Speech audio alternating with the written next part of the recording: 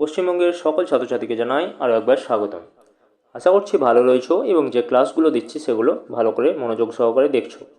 তো দেখো, আগের ক্লাসে আমরা যেটা দেখেছিলাম যে কিডনি আর লিভারের এমসিকিউ সেট 1 নিয়ে আমরা আলোচনা করেছিলাম। এবার আমরা পরবর্তী সেট 25টা প্রশ্ন আলোচনা করব এই কিডনি ও লিভার সংক্রান্ত। তো এই চ্যাপ্টারটা খুব ভাইটাল, গুরুত্বপূর্ণ, সেই জন্য ভালো করে দেখবে। তো দেখে নাও, প্রথম প্রশ্ন দিকে চলে যায়। কিডনি সম্পর্কিত প্রশ্ন কিছু রয়েছে যে আয়ুর্বেদে বৃক্ক কোন দোষ দ্বারা বেশি প্রভাবিত হয়। তো কোন দোষ দ্বারা বেশি প্রভাবিত হয়? কফ, পিত্তদোষ, বাতদোষ না রক্তদোষ? তো দেখে নাও, এই তিনটে অপশনের মধ্যে হয়ে যাবে তোমাদের আয়ুর্বেদে বৃত্ত যে দোষ দ্বারা বেশি প্রভাবিত, এটি হয়ে যাবে তোমাদের অপশন সি, বাতদোষ। বাতদোষ দ্বারা কিন্তু বেশি প্রভাবিত।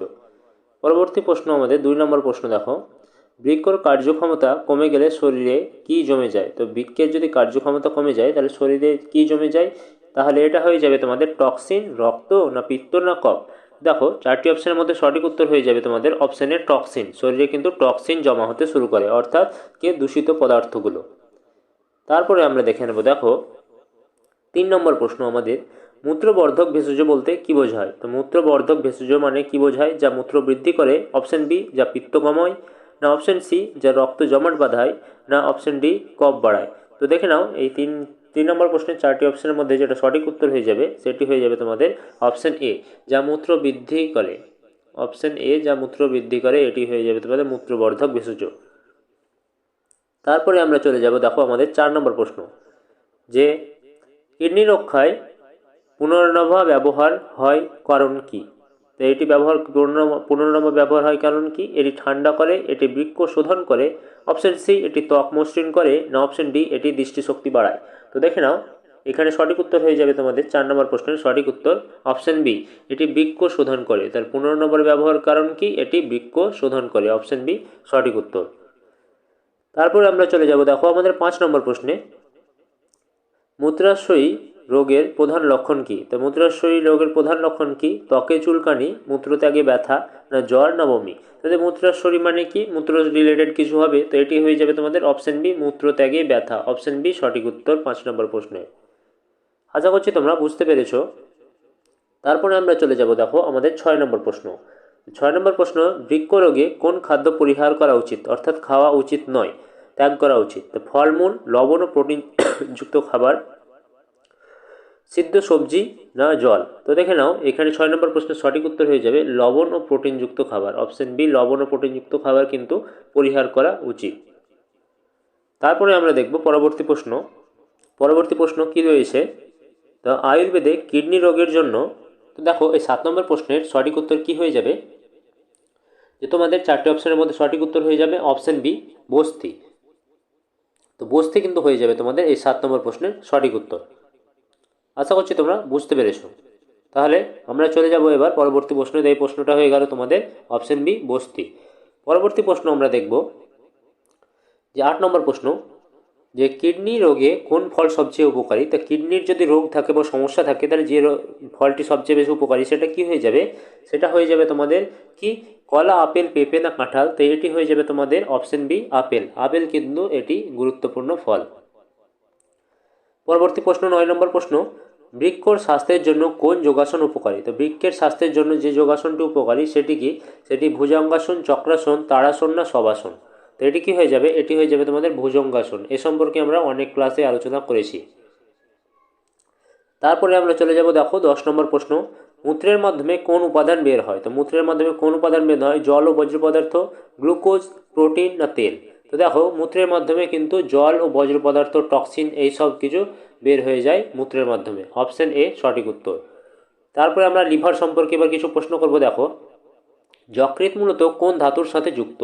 তো যে ধাতুর সঙ্গে যুক্ত যকৃৎ সেটি কি? সেটি তোমার রক্তধাতু, মেদধাতু, অস্থিধাতু, না রস ধাতু? তো দেখে নাও, এটা কিন্তু হয়ে যাবে তোমাদের অপশনে রক্তধাতু। রক্তধাতুর সঙ্গে কিন্তু যুক্ত থাকে। তারপরে 12 নম্বর প্রশ্ন, দেখো যকৃতের রং পরিবর্তন দেখা যায় কোন রোগে? তার যকৃতের রং পরিবর্তন হয় কোন রোগে? প্রমেহ, কামলা, অস্ত্র, না পাইলস? দেখো, এই 4টি প্রশ্ন অপশনের মধ্যে সঠিক উত্তর হয়ে যাবে কামলা।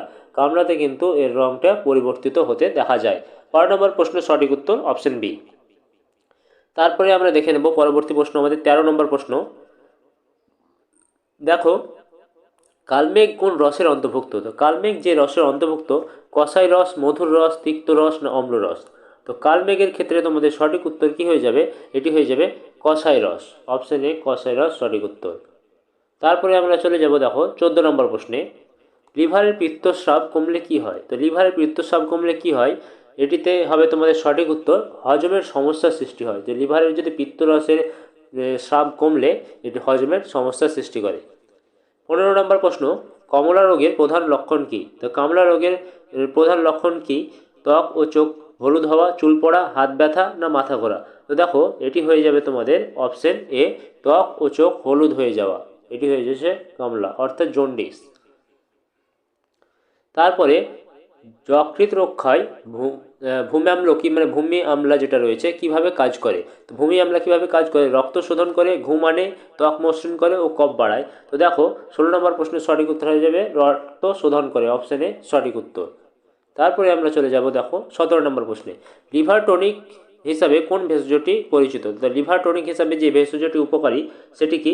সেটি হয়ে গেল তোমাদের অপশানে কালমেঘ। কালমেঘ কিন্তু লিভার টনিক হিসাবে ব্যবহৃত হয়। 18 নম্বর প্রশ্ন, ফ্যাটি লিভার হলে কি পরিবর্তন দরকার? তো দেখো ফ্যাটি লিভার হলে যেটি পরিবর্তনের দরকার সেটি কি? তৈলাক্ত খাবার বৃদ্ধি, অ্যালকোহল বন্ধ, রাত জাগা না মিষ্টি খাওয়া? দেখো অ্যালকোহল খাওয়া কিন্তু বন্ধ করতে হবে, অ্যালকোহল কিন্তু একদম সেবন করা উচিত নয়। অপশন বি 18 নম্বর প্রশ্নের সঠিক উত্তর। পরবর্তী প্রশ্ন, লিভারের জন্য উপকারী পানীয় কোনটি নয়? কোনটি নয় বলেছে? লেবুর জল, কলার রস, সফট ড্রিঙ্কস না ডাবের জল? দেখো এখানে 4টি অপশনের মধ্যে সঠিক উত্তর কোনটি হয়ে যাবে? এটি হয়ে যাবে তোমাদের সফট ড্রিঙ্কস। সফট ড্রিঙ্কস কিন্তু পান করা উচিত নয়, লিভারের উপকারী পানীয় নয় এটা। 20 নম্বর প্রশ্ন আমাদের, যকৃতের ভারসাম্য নষ্ট হলে কোন দোষ বেড়ে যায়? তো দেখো যকৃতের ভারসাম্য যদি নষ্ট হয় তাহলে যে দোষ বেড়ে যায় সেটা কি হয়ে যাবে? সেটা হয়ে যাবে তোমাদের অপশন বি পিত্তদোষ। পিত্তদোষ কিন্তু নষ্ট হলে এই দোষটি বেড়ে যায়। 21 নম্বর প্রশ্ন, সাধারণ প্রশ্ন নিয়ে আলোচনা করবো এবার। কিডনি ও লিভার উভয় কী ধরনের অঙ্গ? তো দেখো কিডনি ও লিভার যে ধরনের অঙ্গ সেটি কি?